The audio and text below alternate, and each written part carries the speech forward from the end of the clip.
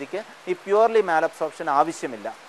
അപ്പോൾ മെയിനായിട്ട് 3 ശസ്ത്രക്രിയകളാണ് ഇന്ത്യയിൽ നമ്മൾ ചെയ്യുന്നത്. ഒന്ന് ഗ്യാസ്ട്രിക് ബാൻഡിങ്, ഒന്ന് സ്ലീവ് ഗ്യാസ്ട്രക്ടമി, അല്ലെങ്കിൽ മൂന്നാമത്തത് ഈ ഗ്യാസ്ട്രിക് ബൈപ്പാസ് എന്ന് വെച്ച് കഴിഞ്ഞാൽ ആഹാരത്തിൻ്റെ റെസ്ട്രിക്ഷൻ പ്ലസ് ഈ മാലബ്സോർപ്ഷൻ കൂടെ ചെയ്യുന്ന ശസ്ത്രക്രിയയാണ്. ഈ ശസ്ത്രക്രിയ കൊണ്ട് സാധാരണഗതിയിൽ ഒരു ആദ്യത്തെ മാസം തന്നെ ഒരു 10 കിലോ 15 കിലോയോളം വെയിറ്റ് കുറയാറുണ്ട്.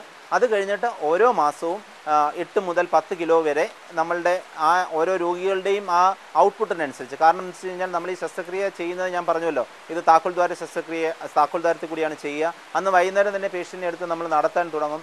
ഒരു 3, 4, 5 അല്ലെങ്കിൽ ദിവസത്തെ ആശുപത്രി വാസത്തിന് ശേഷം രോഗിയെ നമ്മൾ ഡിസ്ചാർജ് ചെയ്ത് കഴിഞ്ഞാൽ അടുത്ത ദിവസം തന്നെ ഈ രോഗിക്ക് സാധാരണഗതിയിലുള്ള ജോലികൾ ചെയ്ത് തുടങ്ങുന്നതാണ് എപ്പോഴും നല്ലത്. അതേപോലെ തന്നെ നമ്മൾ ഈ രോഗികൾക്ക് കൂടുതൽ ഔട്ട്പുട്ട്, കാരണം വെച്ച് കഴിഞ്ഞാൽ നടക്കാനായിട്ടൊക്കെ നമ്മൾ പറഞ്ഞു തുടങ്ങും.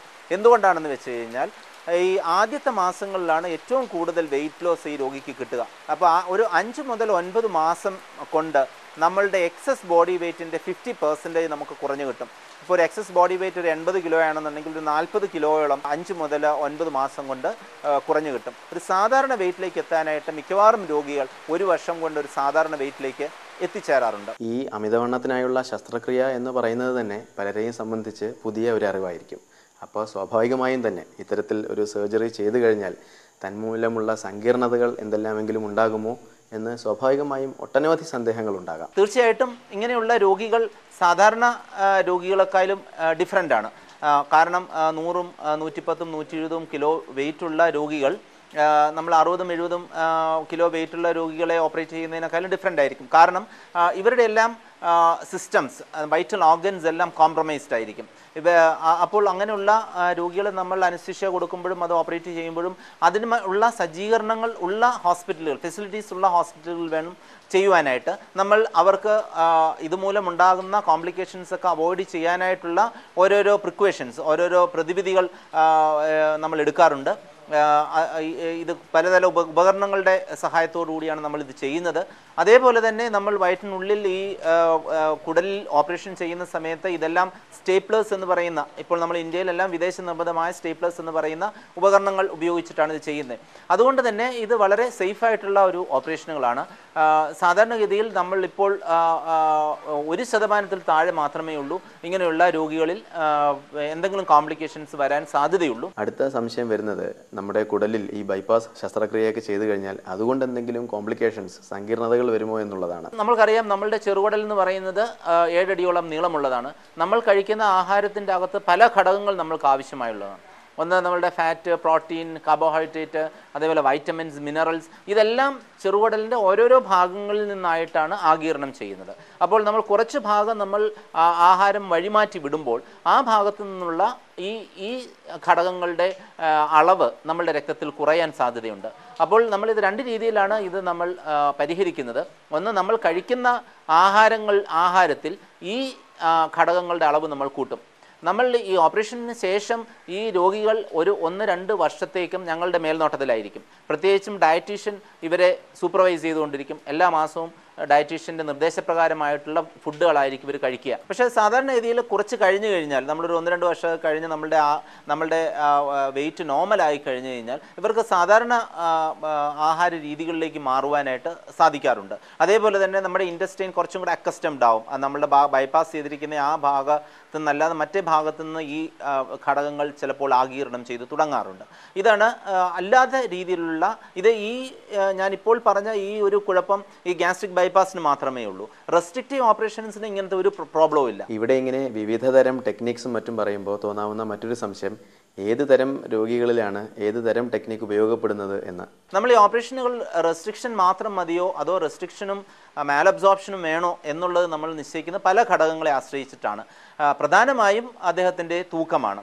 കാരണം ഇപ്പോൾ ഒരു ഉദാഹരണത്തിന് നമ്മളുടെ ഈ റെസ്ട്രിക്റ്റീവ് ഓപ്പറേഷൻസിന് നമുക്ക് കുറയ്ക്കാൻ പറ്റുന്ന ഒരു BMI എന്ന് പറഞ്ഞു കഴിഞ്ഞാൽ അതുകൊണ്ട് നമുക്ക് കുറയ്ക്കാൻ പറ്റുന്ന തൂക്കം എന്ന് പറയുന്നത് ഒരു 10 മുതൽ 12 വരെ BMI. എന്ന് വെച്ചാൽ ഒരു 30-40 കിലോ ചിലപ്പോൾ നമുക്ക് കുറയ്ക്കാൻ പറ്റും.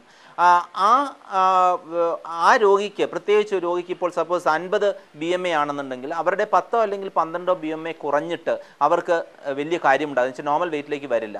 അപ്പോൾ അവർക്ക് ഗ്യാസ്ട്രിക് ബൈപ്പാസ്, അതിൻ്റെ കൂടെ ഒരു റെസ്ട്രിക്റ്റീവ് ഓപ്പറേഷനും കൂടെ ചെയ്തു കൊടുക്കേണ്ടി വരും. അതേപോലെ തന്നെയാണ് രോഗികളുടെ മാനസികാവസ്ഥ.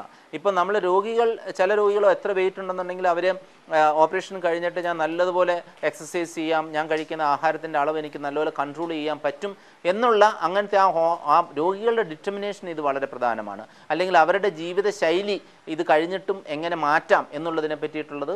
അപ്പോൾ അതുമായിട്ട് നമ്മൾ രോഗികളുമായിട്ട് വളരെയധികം ഡിസ്കസ് ചെയ്ത ശേഷമാണ് നമ്മൾ തീരുമാനിക്കുന്നത് ഏത് തരത്തിലുള്ള ഓപ്പറേഷനുകൾ നിങ്ങൾക്ക് വേണമെന്നുള്ളത്. ഇവിടെ ഈ അമിതവണ്ണത്തിനുള്ള ശസ്ത്രക്രിയ എന്ന് പറയുമ്പോൾ അത് ചെയ്തു കഴിഞ്ഞാൽ പിന്നെ എല്ലാമായി പിന്നീട് അങ്ങോട്ട് എന്തും ചെയ്യാം എന്ന് കരുതരുത്. മറിച്ച് ഈ അമിതവണ്ണത്തിനുള്ള ശസ്ത്രക്രിയാ പദ്ധതി ഒരുപാട് ഘടകങ്ങൾ അടങ്ങുന്നതാണ്. നമ്മൾ ഇത് ചെയ്യുന്നത് ഒരു ലോങ് ടേം റിസൾട്ട് കിട്ടണമെന്നുണ്ടെങ്കിൽ ഈ രോഗികൾ അവരുടെ ജീവിതശൈലി മാറ്റിയേ പറ്റൂ. ഞാൻ ആദ്യം പറഞ്ഞതുപോലെ അവരുടെ ഇൻടേക്ക് അവർ കുറയ്ക്കുകയും അവരുടെ ഔട്ട്പുട്ട് അവർ കൂട്ടുകയും ചെയ്യണം. ഇത് ചെയ്യാനായിട്ടുള്ള ഒരു സാഹചര്യം ഒഴിവാക്കി കൊടുക്കുകയാണ് മാത്രം നമ്മൾ ചെയ്യുക. അപ്പോൾ ഞങ്ങൾ സാധാരണ പറയാവുന്ന ഈ ബെറിയാട്രിക് ഹോൾ പ്രോഗ്രാമിൽ അതിൻ്റെ അകത്ത് സർജൻ്റെ റോൾ എന്ന് പറയുന്നത് 20% മാത്രമേ ഉള്ളൂ. 30% ഈ ഡയറ്റീഷ്യൻ്റെ റോളാണ്. അവരാണ് നിശ്ചയിക്കുന്നത് ഏതൊക്കെ ആഹാരത്തിന്.